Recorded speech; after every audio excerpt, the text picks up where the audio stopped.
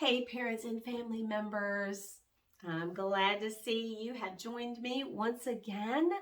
We are working through a 7-video series on the 7 skills successful kids have that set them apart. So I'm glad you're here again because we are obtaining great information and the skills and steps that we need as caregivers, parents, teachers to help our children to be able to develop these skills. Now, I was able to get this information and bring it to you from an article that I read in April of 2022 from a psychologist, Michelle Borba. I'm linking her information in my description box of each video so you can click and find out more about her and tune into her articles so that you can gain more knowledge. But she had this article and it was laid out just so user-friendly. You know, sometimes these doctors and psychologists, they get kind of wordy, and as you're reading, you just get lost. The simple skills that she laid out and then how to help your child, I thought, wow, this is something I need to bring to my audience because we all want our children to be successful. You know, if you think about it, you want them to even navigate life easier than you had it. So I know this is going to be a helpful series. Now, in video number 1, we talked about self-confidence. Video 2, empathy.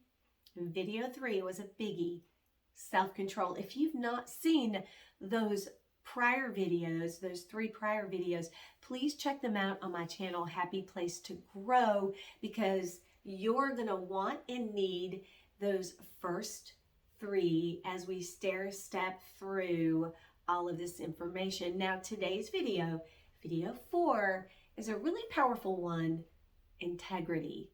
Yeah, that's such a needed skill. So let's get started. First of all, let's talk about integrity. What is it? All right, so integrity is a set of learned beliefs and attitudes and skills that create a moral compass. We all know a compass, gives us direction. So it's a set of learned beliefs and attitudes and skills that create a moral compass. It's also having strong principles and being governed or guided by them. And of course, integrity also includes honesty.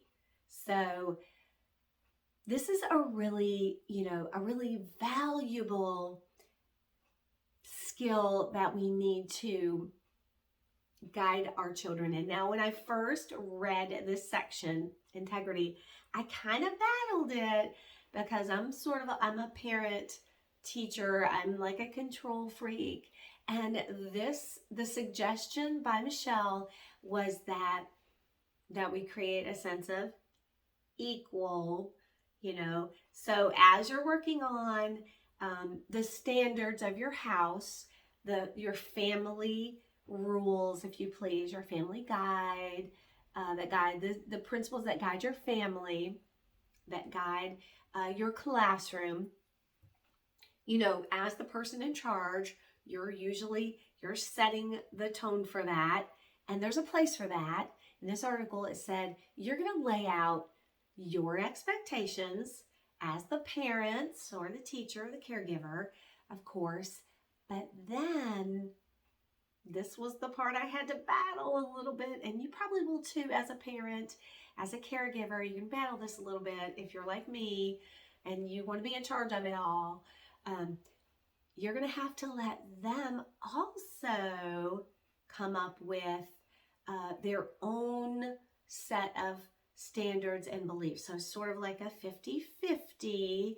So as you lay yours out and they're kind of thinking through their belief system and what they believe in strongly, their attitudes.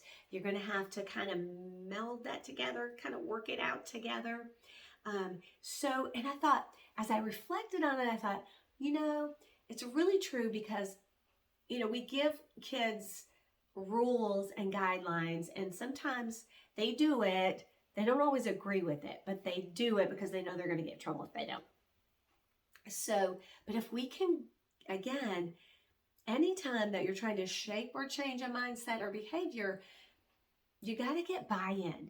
So if your children are setting some of their standards with your help, and you guys are navigating this together as a family, then they're going to have more of a buy-in because they believe it and they agree with it. And that's always going to be set a more happy tone in the family when you're working through all of life's adventures that the family has to go through. And I know I did this in my classroom. I always laid out the rules and the consequences and the rewards. But there were times, especially as I got along in my years of teaching, got a little wisdom under my belt, got a little confidence as a teacher, when a child would bring up but what if, or, Miss Davis, I was thinking, that's a good idea, but I was also thinking about such and such.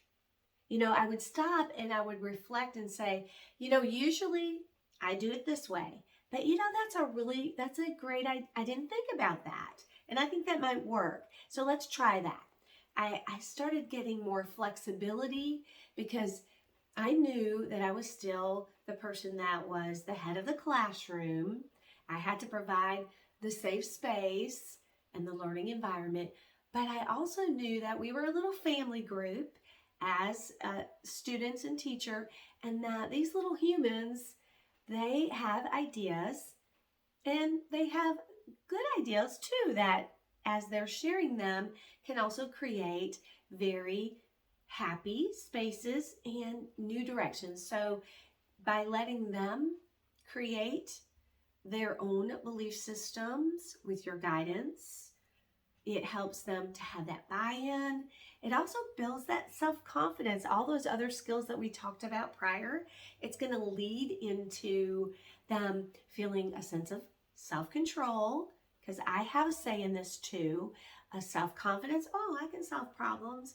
And then empathy, I can see Mom's point of view, but she can also see my point of view. So by letting them have an equal share, that is, that's helpful. Now, the other things that you need to do as you're building integrity is you need to talk about and point out when they actually model that behavior. So when they perform, or I don't want to say perform, but when they actually act in an ethical way, you want to point that out. You want to point that out big. I mean, I'm not talking about getting gushy movie, but when a child or somebody does something that's very honest and ethical. For instance, if they're in a store and somebody drops some money down accidentally, and your child sees a couple dollars fall down, and they pick it up and hand it to the person and say, "You dropped this." You want to notice that big. You want to say, "Wow, that was so nice of you." And you want to say the reason why the behavior was important. That is so great that you noticed that lady dropped her money and that you picked it up and gave it to her, because what if that happened to you? You would want someone to give you your money back. Wow, that's excellent. So you want to point that out in a big way. I was thinking, as a teacher, as a parent, a lot of times I was Johnny on the spot picking out those negative things when my child did something bad, or when they made a mistake, like, what is it? We point that out real big. So pointing out those ethical, right decisions, and then naming them, telling your child why that was the right choice. Now that's huge. And this is a journey, as they're going through life and they're getting older, they're going to have to make their own decisions soon when they become adults. So as they have worked on their belief system and they've practiced it in the safety and security of their home with their family members, when they get out in the world and there's a lot of noise, there's lights and action and lots of different choices, lots of stuff going on. It's a big world out there. They're going to be able to easily, I'm not going to say it's going to be easy, but they're going to their choices are going to be easier to come by because they already have developed their sense of beliefs, strong guide that they have that paths them. So even though there's a lot of noise and a lot of activity out there, they're going to be more centered, more focused as they have to navigate and journey. And you definitely want that because we can't protect them forever. We can't be with them always. So we're working on integrity when they're young, and that's going to be a powerful life skill that's going to carry them throughout their adulthood. All right, wow, that was a beautiful one, don't you think? So powerful.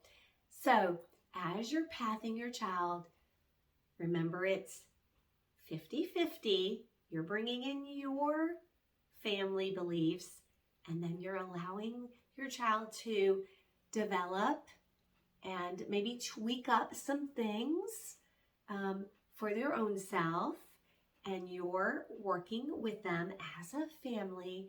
You're noticing and bringing lots of attention to and saying why ethical behavior is important, how it helps, and in that way you're solidifying this essential skill. So I want you to, again, don't feel overwhelmed with the skills. We've got 4 now, but you're just adding those in. You're practicing them as family members, and you're developing them. Don't give up. Your parents, your teachers, your caregivers, you've got this. All right, I'm going to close up this video for now. And as always, you're practicing self-confidence, empathy, self-control, and integrity. Don't forget as parents to model integrity, of course. You're going to model that. All right. You've got this, parents, family members, and teachers. And until our next time together, as always, have a good one and stay tuned for the next skill. Curiosity. Hey, that sounds like a fun one. All right, until our next time together, as always, have a good one.